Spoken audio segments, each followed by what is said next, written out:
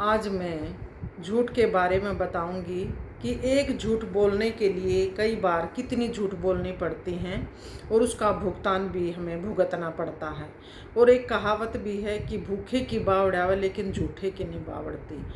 तो आप जानते भी हैं कर्ण के बारे में, आपने महाभारत में भी देखा है, सुना भी है कि कर्ण जो है अपने गुरु जो परशुराम से किस प्रकार झूठ बोलकर ज्ञान हासिल करना चाहते हैं और वो ज्ञान प्राप्त भी करते, लेकिन उसका उन्हें भुगतान भी करना पड़ता है।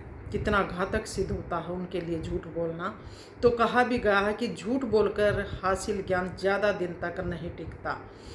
महाभारत और शिव पुराण के अनुसार परशुराम जी का नाम राम था।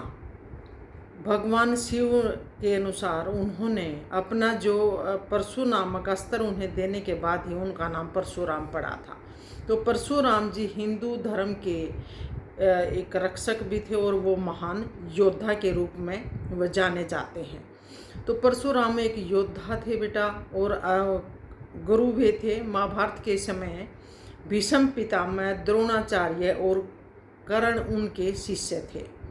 परशुराम से ज्ञान प्राप्त करने के लिए कर्ण ने झूठ बोला था कि मैं ब्राह्मण पुत्र हूँ, क्योंकि उस समय परशुराम जी ब्राह्मणों को ही ज्ञान अर्जित करवाते थे, उनको ही वो ज्ञान देते थे, यानी कि शिक्षा देते थे।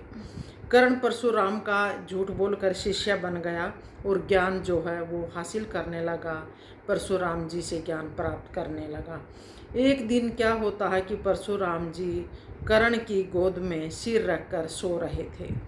उस समय एक बड़े कीड़े ने कर्ण की जांघ को काट लिया। गुरु की नींद ना टूट जाए यह सोचकर कर्ण ने उस दर्द से वो कराहता रहा, उस दर्द को सहता रहा। तब उनके गुरु की आंख खुली और उन्होंने देखा कि उनके पैर से इतना खून बह रहा है। तो परशुराम जी तुरंत समझ गए कि ये ब्राह्मण पुत्र नहीं है, ये एक अक्षत्रिय हो सकता है। तो वो जान गए कि ये ब्राह्मण पुत्र नहीं है।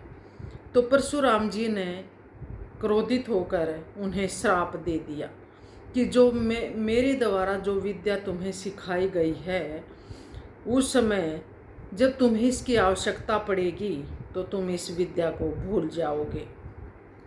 तो महाभारत के युद्ध में जब कर्ण और अर्जुन का आमना सामना होता है, तो उस समय जो कर्ण है अपने दिव्य अस्त्रों को भूल जाते हैं और श्री कृष्ण के दो कहने पर अर्जुन है वो कर्ण का वध कर देता है।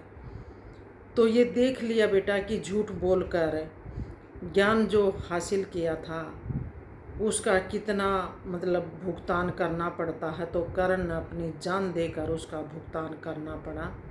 तो झूठ जो है वो ज़्यादा दिन तक नहीं टिकता है।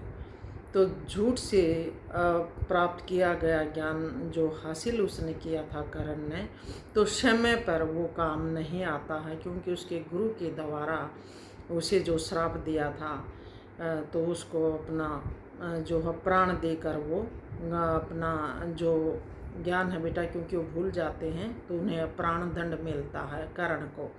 तो इसलिए हमें झूठ नहीं बोलना चाहिए, क्योंकि झूठ ज़्यादा दिन तक नहीं टिकता है। तो और कई बार हमने देखा है कि जब हम एक झूठ बोल देते हैं तो उसके लिए कई झूठ बोलनी पड़ती हैं और आखिर में वो झूठ पकड़ी भी जाती है। तो ये थी झूठ के बारे में। तो हमें सच्चाई बोलनी चाहिए और सच्चाई का ही हमें सामना करना चाहिए। सदा हम देखते हैं बेटा सच्चाई की ही जीत होती है। कभी कभार ऐसा होता है कि भाई किसी की जान पर बनाए, तब तो बेटा वो थोड़ा बहुत झूठ बोला जा सकता है कि एकदम कोई ऐसा गहरा सदमा न लगे, तब चल सकते। वैसे हमें कभी भी झूठ नहीं बोलना चाहिए, आखिर सत्य की ही जीत होती है। तो धन्यवाद।